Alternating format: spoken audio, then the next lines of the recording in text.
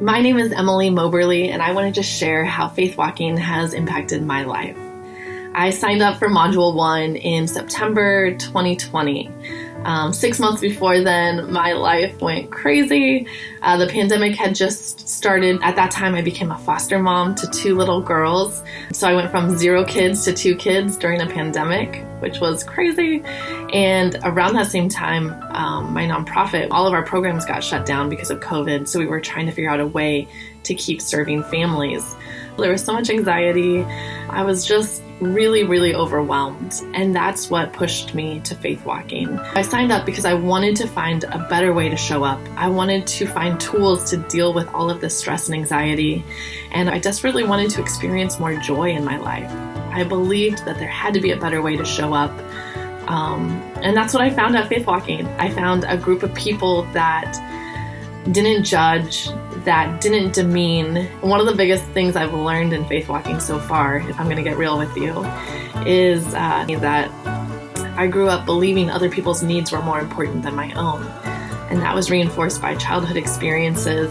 I grew up believing that it's more honorable to care for other people's needs than to care for your own. And that helped me understand why in my early 30s I could feel so burned out, even though I was doing stuff that I cared about and believed in.